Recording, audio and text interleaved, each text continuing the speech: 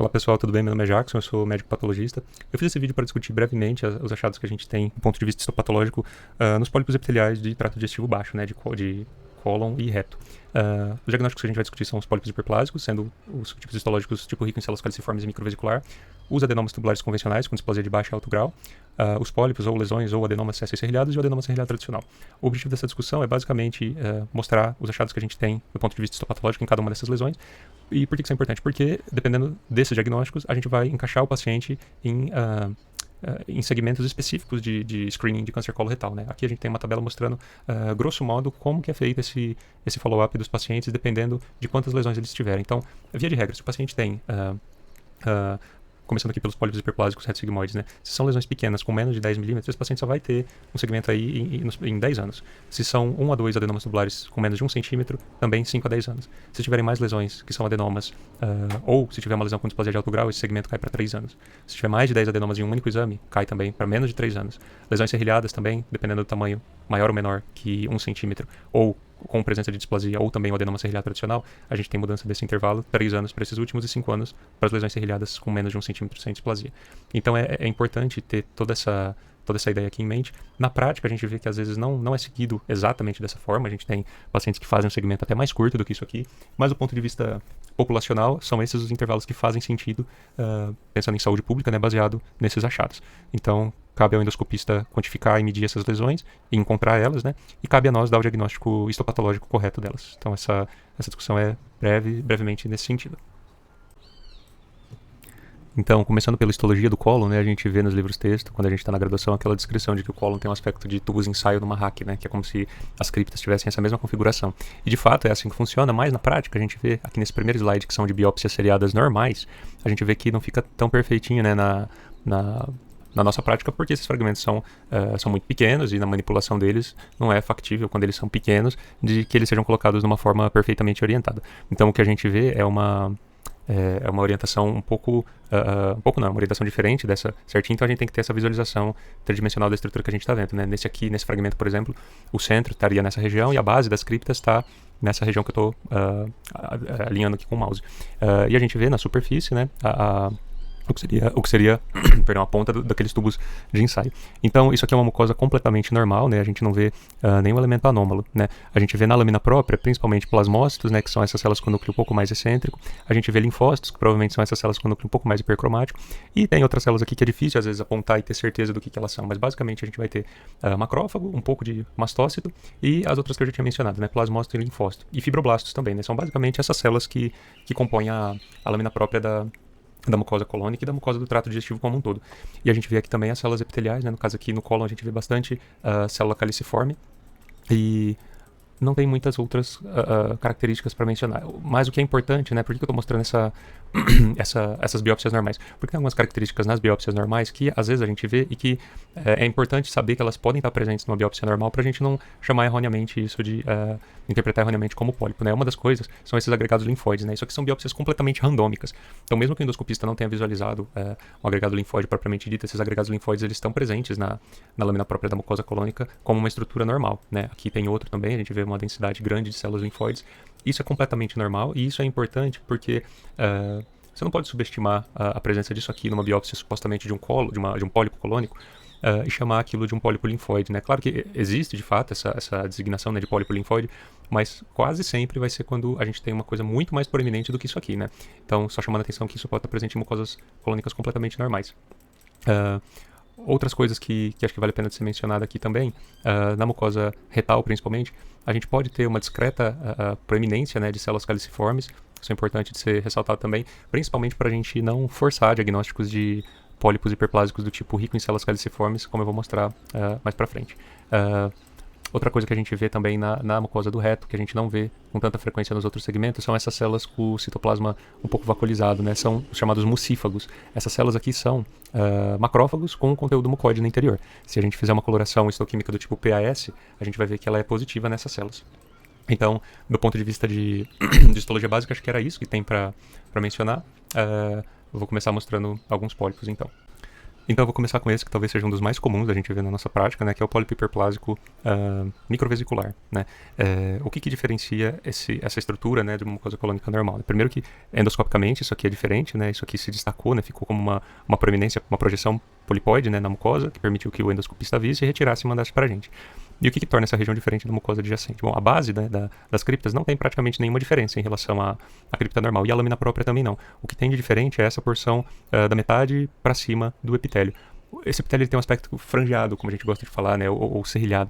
O que é isso? A gente vê essas projeções, né, esse serrilhamento do epitélio, tanto na parte mais superficial das criptas, né, acompanhado de uma discreta dilatação, como também em toda a superfície, né. A gente não vê, olhando mais de perto, nenhuma atipia nuclear, né. Esses núcleos eles são bastante inocentes, por assim dizer. Eles são pequenos, não tem uma hipercromasia significativa. Então, isso é o que caracteriza para a gente o pólipo hiperplásico subtipo microvesicular. Por muito tempo, né, acreditou-se que essas lesões eram, na verdade, acreditava-se que isso era uma área de mucosa que tinha sofrido uma lesão irreparável, né? Hoje a gente sabe que essas lesões, elas têm, na verdade, alterações genéticas por trás delas, inclusive as alterações do pólipo microvesicular, do pólipo hiperplásico microvesicular, é diferente das alterações do pólipo hiperplásico tipo rico em células caliciformes. Aqui tem algumas outras imagens escaneadas, né, porque achei que valia a pena mostrar algumas coisas, né. Esse caso aqui, por exemplo, também é um pólipo hiperplásico, a gente vê as mesmas características. Ele é um pouco maior do que aquele outro, a gente vê que é bem longa, né, as criptas aqui, e tem uma congestão vascular importante, né, na lâmina própria, e isso não muda, tá, a interpretação. Isso aqui continua sendo um pólipo hiperplásico, só para mostrar que às vezes ele pode ter um aspecto um pouco diferente daquela imagem que eu mostrei inicialmente, que seria meio que o protótipo, né, mais parecido com esse outro aqui. Tá carregando, mas tem as mesmas feições do anterior. É importante salientar, tá, pessoal, que a base das criptas desses pólipos, elas não têm dilatação proeminente, e elas até podem ter um pouco de hipercromasia, mas isso é esperado, né, dentro desse contexto aqui. O outro que eu separei para mostrar é exatamente esse ponto das criptas que me chama a atenção, né? Ver que até chama atenção uma hipercromasia, um núcleo um pouco mais charutoide aqui na base das criptas, mas quando a gente olha, né, isso olhando no maior aumento, quando a gente vem para o menor aumento, a gente vê que isso está perfeitamente distribuído só na região da base das criptas. É importante saber disso para não chamar isso aqui de adenoma, né? Principalmente se o primeiro corte que você receber não ficar perfeitamente orientado igual nesse, é possível às vezes você receber um corte no qual você só veja, por exemplo, áreas como essa daqui, né? Espera carregar um pouco. É importante que você, quando vir áreas só iguais a essas aqui, não chame logo de cara de um adenoma com displasia de baixo grau, né? É importante conseguir enxergar a arquitetura tridimensional desse pólipo que a gente está vendo para dar o nome adequado para ele. Então aqui no caso é um pólipo hiperplásico. Esse caso aqui, né, tem essas alterações aqui na periferia, que para quem está começando agora pode parecer estranho. Isso aqui é tudo artefato de pinçamento, tá? Para quem ainda não viu o primeiro vídeo que eu postei no canal, dá uma olhada que acho que vale a pena, principalmente para essa parte geral, assim, né? Aqui também, isso aqui é tudo artefato, né, de destacamento ou de pinçamento desse pólipo. O que interessa aqui é essa região mais preservada, que a gente consegue ver todas as estruturas. Tudo isso que a gente falou é do pólipo hiperplásico microvesicular, né? Então ele tem um serrilhamento superficial, e geralmente as vesículas, né, isso eu esqueci de mencionar, a gente não tem uma proeminência tão grande de células caliciformes. É diferente do pólipo hiperplásico do tipo rico em células caliciformes, né? Essa aqui é a foto do próprio livro da OMS. A gente tem um pólipo que tem também um serrilhamento superficial, mas ele não é tão proeminente igual no microvesicular, e a gente tem bastante célula caliciforme mesmo aqui na superfície, né, e ao longo da cripta. Então esse aqui é o pólipo que a gente chama de pólipo hiperplásico rico em células caliciformes por conta dessas características. Também, por muito tempo, acreditou-se que era uma lesão reparativa, por assim dizer, mas hoje a gente sabe que é uma lesão que tem características moleculares por trás. Apesar do pólipo hiperplásico, tanto o microvesicular quanto o rico em células caliciformes, terem alterações genéticas por trás, o risco de malignização dessas lesões é virtualmente nulo, né? Por isso que no segmento dos pacientes que têm uma quantidade pequena desses pólipos, a gente pode prolongar aí por muitos anos, né, a próxima investigação, né, a próxima colonoscopia, porque o risco de malignização dessas lesões é muito, muito, muito baixo. E aqui é uma outra biópsia, né, que está cadastrado no PET Presenter como um pólipo hiperplásico, mas esse é um caso que eu achei que vale a pena mostrar por conta de um desconforto que tem aqui, né? De fato, tem algumas áreas que tem algumas células caliciformes um pouco mais proeminentes, tem um discreto serrilhamento, mas é tudo muito sutil aqui nesse caso, né? Então, lembra-se daquilo que eu falei, né, na hora que eu estava mostrando as lâminas de cólon normal, a gente não pode, às vezes, supervalorizar isso aqui. É claro, se endoscopicamente era um pólipo pequeno, pequeno assim, 3, 5 milímetros, o endoscopista tirou, você está vendo isso aqui, e você chamar isso aqui de pólipo hiperplásico, sem fazer cortes aprofundados, não é um crime, tá? Por assim dizer, né? Tem algumas alterações limítrofes aqui, e isso aqui de fato pode ser um pólipo hiperplásico rico em células caliciformes.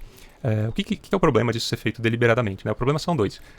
Um deles é o paciente ter diversas lesões, por exemplo, que são na verdade reparativas, né, que são alterações de fato reacionais, e elas serem múltiplas, e esse paciente eventualmente, aí, ao longo de alguns anos fazendo segmento, receber múltiplos diagnósticos de pólipos hiperplásicos a ponto de eventualmente ser colocado a ponto de ele fechar critério diagnóstico para uma polipose, né? Isso é um risco que se corre, um risco muito baixo que se corre disso acontecer, mas é um dos motivos pelos quais a gente gosta de não dar pólipo hiperplásico sem muito critério, né? A gente gosta de dar pólipo hiperplásico quando a gente tem bastante conforto de que preenche os critérios, para os critérios diagnósticos específicos. Eu gosto de pensar que o pólipo hiperplásico, né, os pólipos hiperplásicos, principalmente o rico em células caliciformes, ele deve ser quase que sempre um diagnóstico de exclusão, né? Esse que eu falei agora da questão do paciente ganhar múltiplos diagnósticos ao longo dos anos é um deles, e o segundo é esse aqui, né? Esse aqui é um outro pólipo também, e a gente vê que a alteração displásica, né, a gente vê que aqui em outras áreas ele tem esse aspecto, entre aspas, rico em células caliciformes, mas a gente vê que aqui a gente tem claramente uma alteração displásica. Provavelmente, se eu fizer mais cortes aprofundados, essa alteração displásica, né, que configura um adenoma tubular com displasia de baixo grau,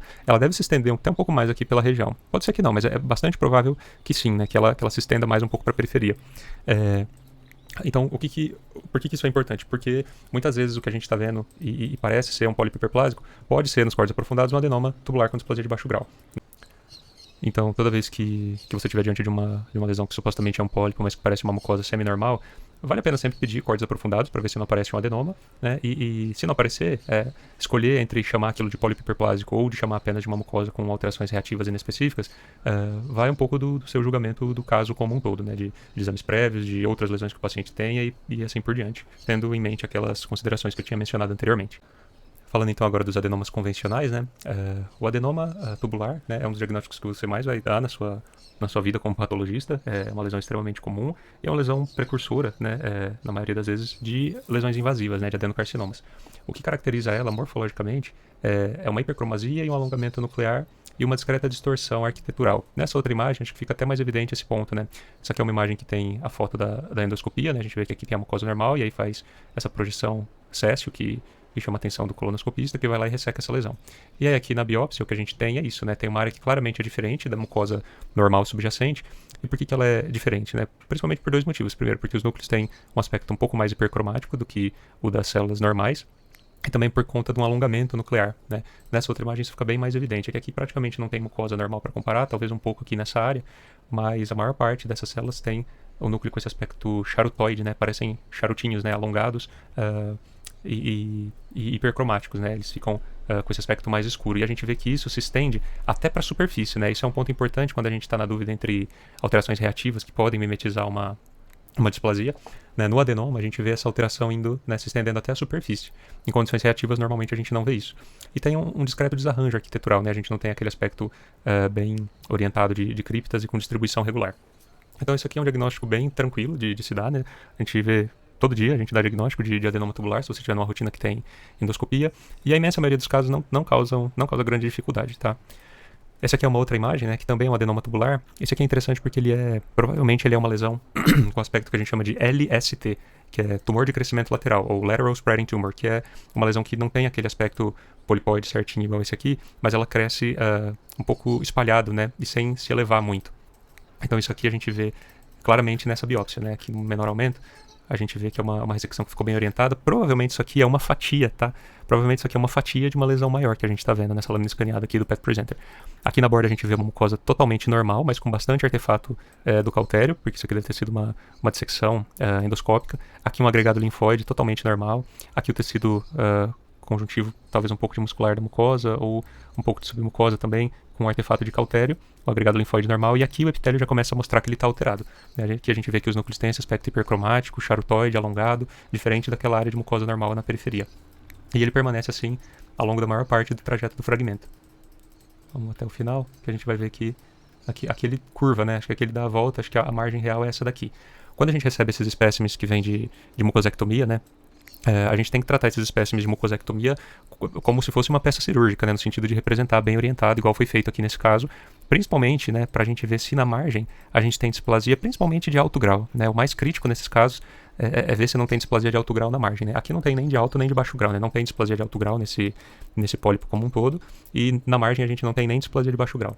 Então essa lâmina eu estou mostrando só para trazer esse conceito de LST, que é Lateral Spreading Tumor, que é uma lesão com essas características que eu tinha mencionado, e essa questão de como tratar esses espécimes de mucosectomia.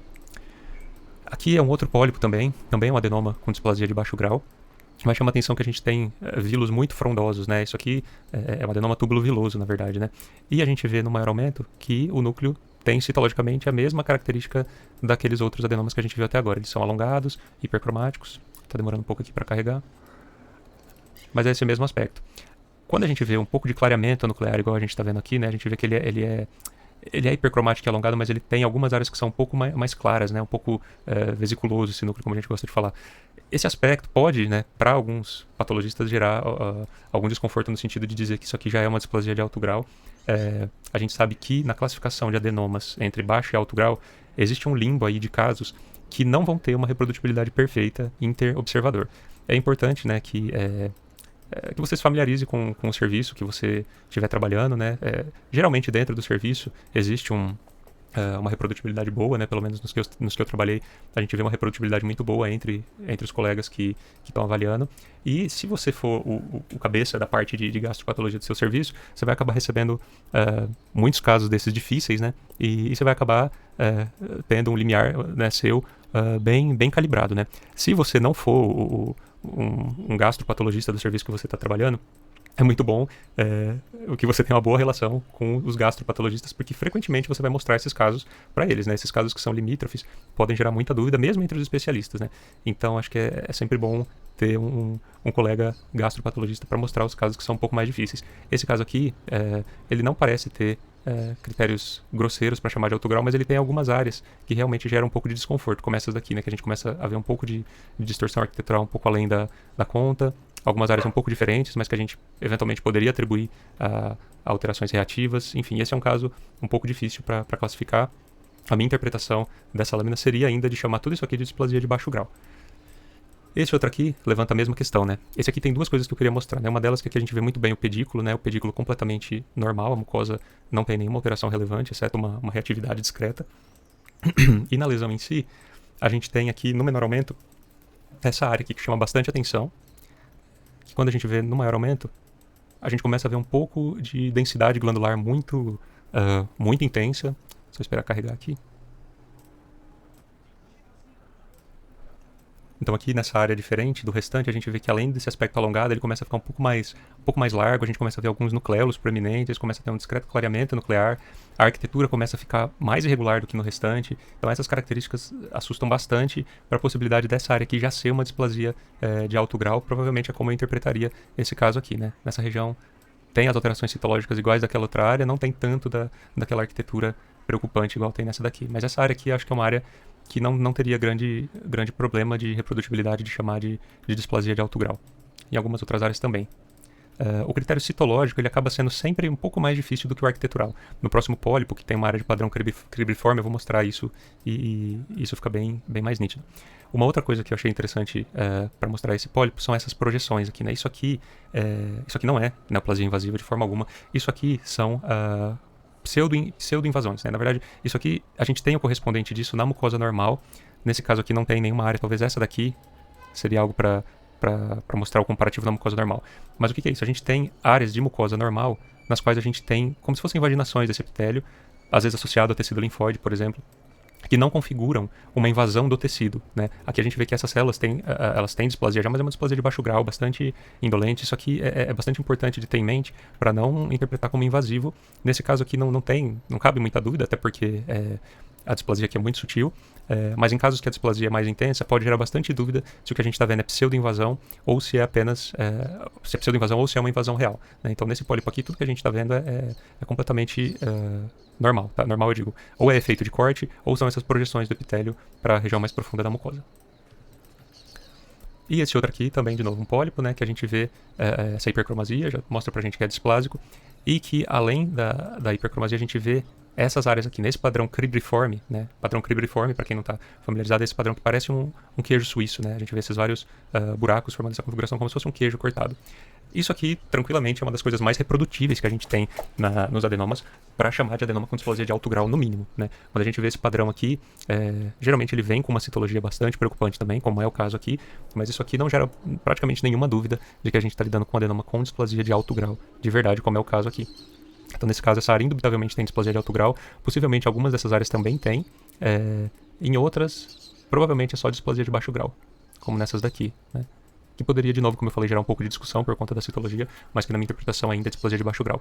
Esses casos, né, normalmente a gente reporta que são adenomas com displasia de alto grau, a gente refere que é uma displasia progressiva, predominantemente de baixo grau, mas com áreas de displasia de alto grau. Aqui, de novo, né, essas áreas com padrão cribriforme muito, muito diferentes do restante, né, aqui, de novo, né, essa área aqui ilustra bem, né, essa região mais embaixo, com a configuração arquitetural completamente diferente dessa região mais em cima.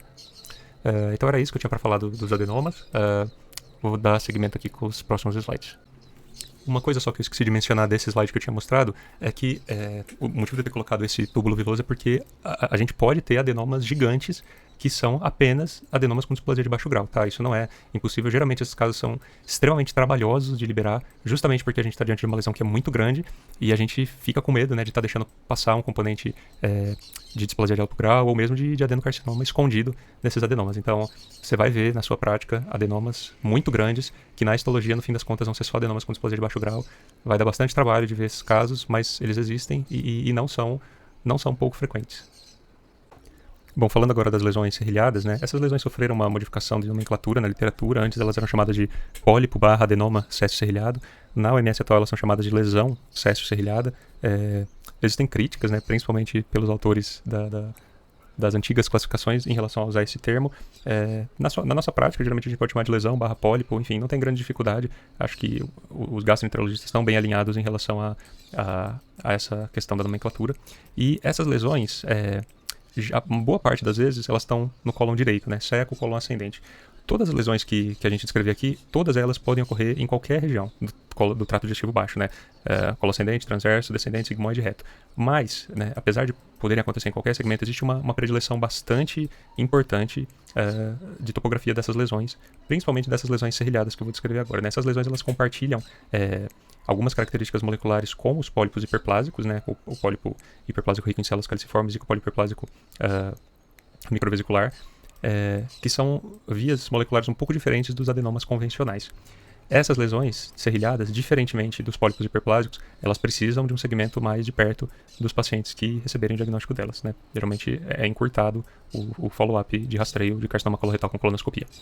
E, olhando no menor aumento, elas são bastante similares aos pólipos hiperplásicos, né? Mas tem uma característica que é bastante peculiar e que é a que a gente usa na nossa prática para fechar esse diagnóstico, né? Que é principalmente a dilatação das criptas. Nesse campo aqui, isoladamente, é muito difícil cravar o diagnóstico, porque essa dilatação, né, ela não é basal, né? Ela está um pouco intermediária.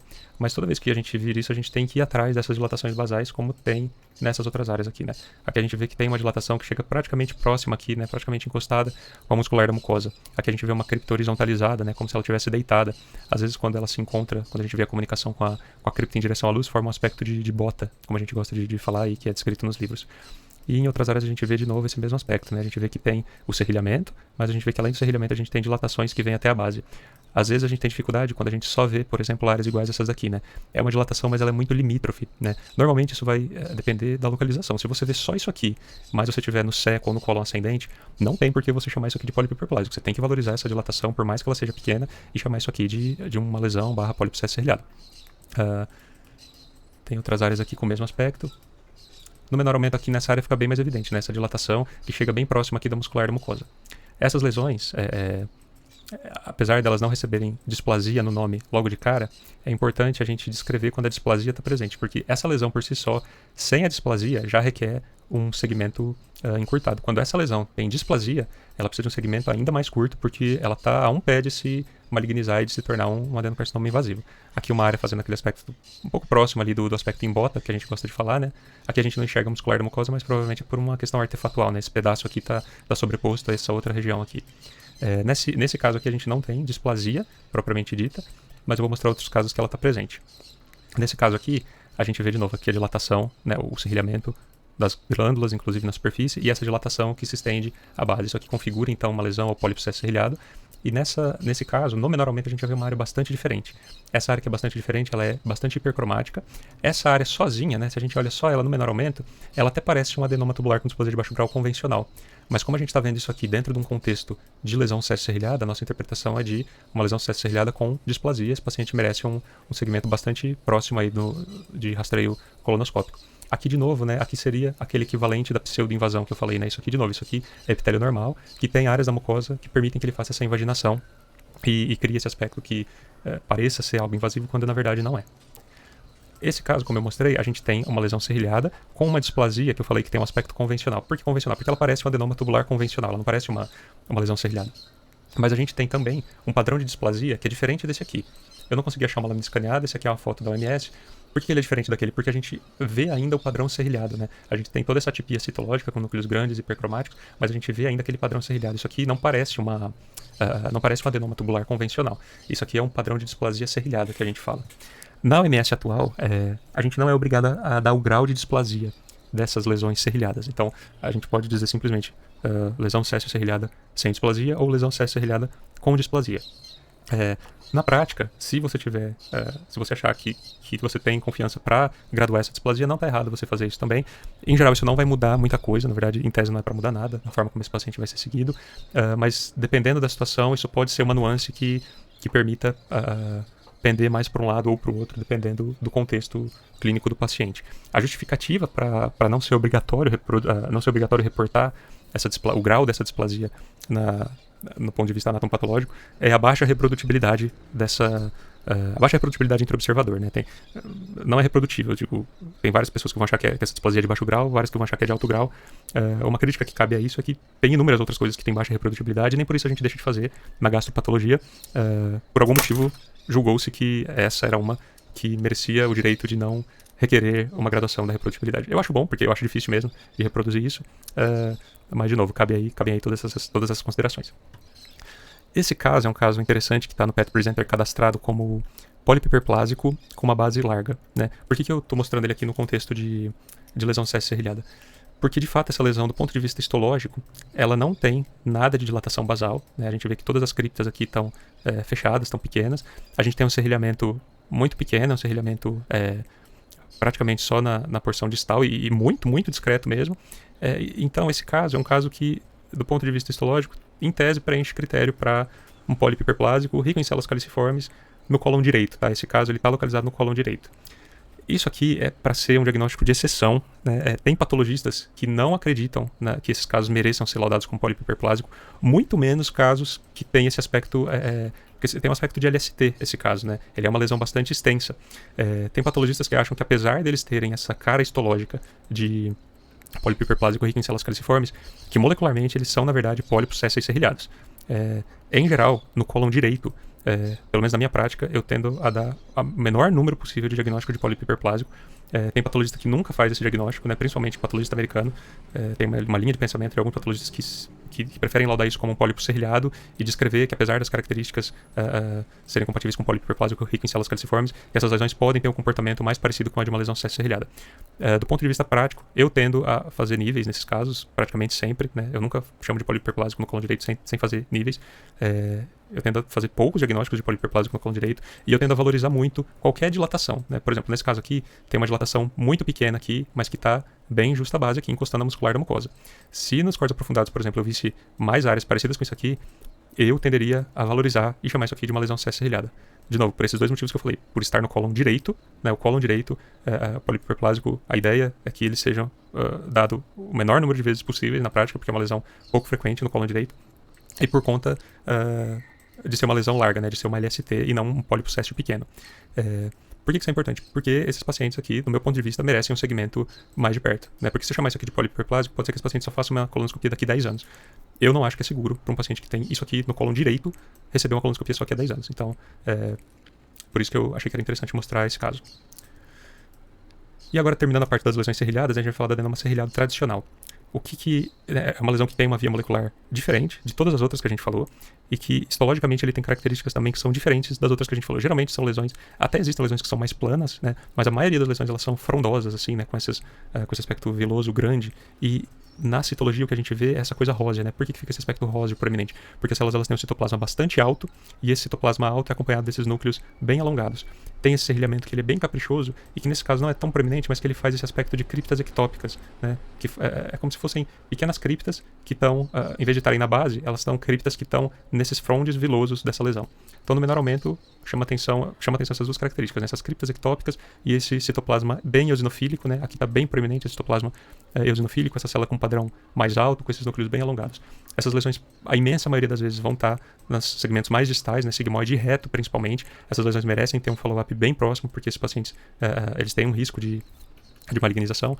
Esses casos também merecem todas aquelas considerações que eu falei em relação a ter ou não displasia e se tiver ser reportada separadamente. E nem sempre eles têm essa morfologia tão típica, né? Às vezes eles podem ter esse aspecto, como nesse outro caso aqui, que o componente eosinofílico não é tão proeminente. Mas ainda assim a gente vê que tem muitas dessas criptas ectópicas, né? Então, de novo, esse aspecto frondoso com essas criptas ectópicas, aqui de novo, né? Isso chama atenção para esse diagnóstico diferencial. De novo, também a localização, que geralmente é distal. Então, esse caberia talvez como um daqueles casos que são descritos na literatura como um adenoma serrilhado tradicional, rico em células caliciformes, né? Possivelmente esse caso se encaixa muito bem nesse diagnóstico.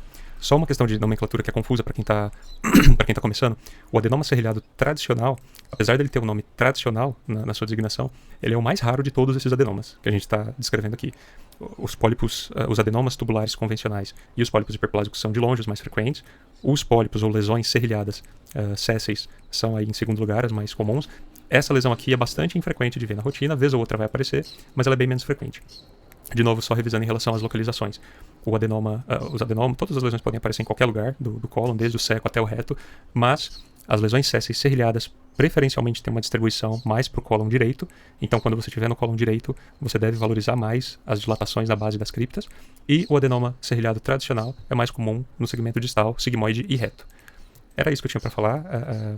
Espero que tenha ficado claro aí esses pontos. São lesões que aparentemente são simples, mas que na rotina elas podem trazer muitas dúvidas diagnósticas. Então, como eu falei já no meio desse vídeo, é sempre bom ter alguém com bastante experiência em gastropatologia ou no serviço que você estiver trabalhando, ou algum colega de referência para você mandar esses casos mais desafiadores que surgirem na rotina.